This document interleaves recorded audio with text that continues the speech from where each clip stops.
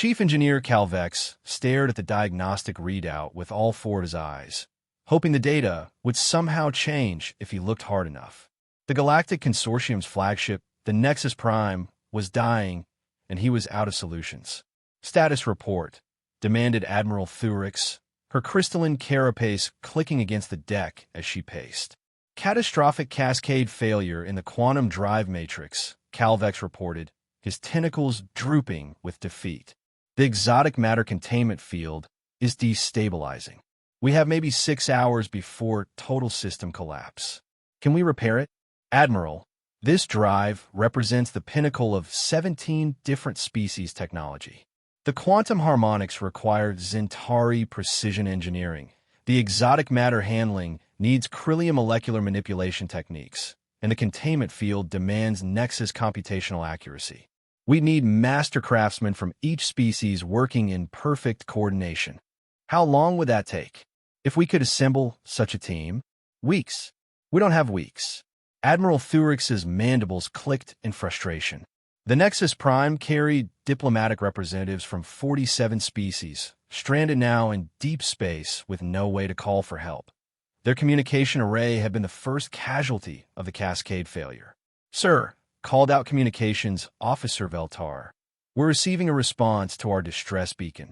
It's unusual. Define unusual. It's from a human cargo hauler. They're offering assistance. The bridge fell silent. Humans were known throughout the galaxy as the newest species to achieve faster-than-light travel, using crude chemical rockets and primitive fusion drives. Their technology was functional but laughably simple compared to consortium standards. Patch them through. Thurix sighed. The view screen flickered, showing a bearded human in oil-stained coveralls. Consortium vessel. This is Captain Murphy of the cargo ship Duct Tape Express. Heard. You folks are having engine trouble. Captain Murphy, Admiral Thurix said formally, we appreciate your offer, but our quantum drive requires specialized expertise that... Ma'am, Murphy interrupted. With respect, I've been fixing broken things for 37 years. Mind if I take a look? Calvex's engineering pride bristled. Captain, this is a 17-species collaborative masterpiece of... Yeah, I heard. 17 different ways to make something complicated. Murphy scratched his beard. Question is, does it move your ship or doesn't it? Within an hour, Murphy had transported aboard with a toolbox that looked like it belonged in a primitive workshop. Calvex watched in horror as the human examined the quantum drive with what appeared to be a handheld flashlight and a metal rod. See your problem, Murphy announced, tapping a section of the exotic matter containment unit. Your Zentari precision coupling is out of alignment with your Krillium molecular matrix. Creates harmonic resonance in the quantum field. That's correct, Calvex admitted, shocked. But the recalibration requires percussive maintenance, Murphy said, producing a hammer from his toolbox. What? No. That containment unit costs more than most planets' GDP. Murphy ignored him and struck the unit with practiced precision. The harmonic resonance immediately dampened. How did you? Calvex began. Sometimes when things are stuck, you unstick them, Murphy replied, moving to the next component. Now, this Nexus computational array is overthinking things. See how it's trying to calculate 17 different variables simultaneously? Yes, that's how it maintains perfect system balance. Murphy pulled out what appeared to be a primitive circuit bypass, or you could just tell it to ignore the variables that don't matter.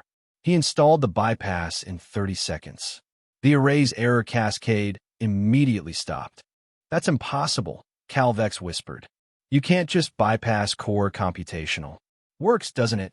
The diagnostic board, which had been flashing red warnings for hours, suddenly showed green across all systems. I don't understand, Admiral Thurix said.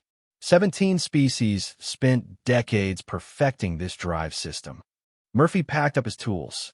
That's your problem, ma'am. You made it perfect.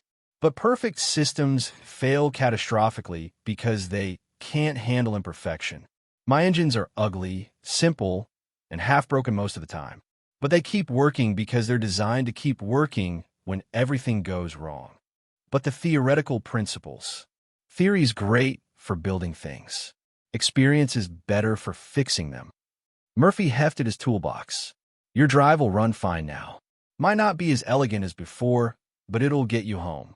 As the human prepared to leave, Calvex called out, Captain Murphy, how did you know what to do? Murphy paused at the airlock. Son, I've been fixing broken machines since before your species achieved spaceflight.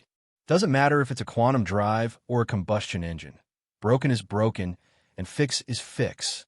After the human ship departed, Admiral Thurix updated the consortium's records. Recommend immediate recruitment of human engineering personnel. While other species perfect technology, humans perfect the art of making imperfect technology work indefinitely.